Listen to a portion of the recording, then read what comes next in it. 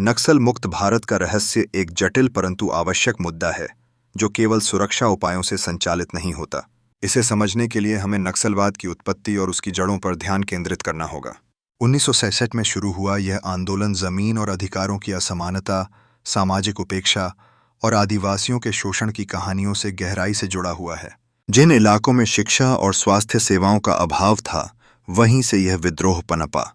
इसके बाद जब सरकार ने इन क्षेत्रों में कड़े सुरक्षा कदम उठाए, तब यह आवश्यक हो जाता है कि केवल बंदूकें ही न चलें, बल्कि बुद्धि और तकनीक का भी सहारा लिया जाए।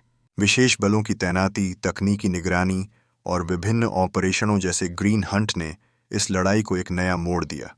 लेकिन इस सब के बावजूद नक्सलवाद को पूरी तरह खत्म करने में सफलता नहीं मिल रही थी।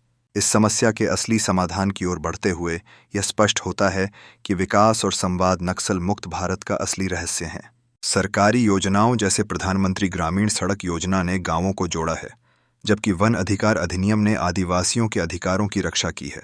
इसके अलावा स्थानीय लोगों की भागीदारी और विश्वास निर्माण के लिए पुनर्वास योजनाएं भी महत्वपूर्ण साबित हुई हैं। आज सूचना युद्ध का महत्व भी बढ़ गया है। सरकार की ओर से जनसंवाद के माध्यम से युवाओं को इस विचारधारा से जोड़ने की दिशा में प्रयास किए जा रहे हैं। कौशल विकास कार्यक्रम शुरू कर युवाओं को सकारात्मक दिशा में ले जाने का प्रयास किया जा रहा है।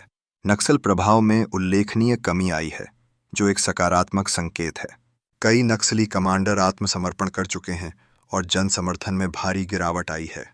नतीजतन 200 जिलों में फैले नक्सल प्रभाव को अब लगभग 45 जिलों तक सीमित कर दिया गया है।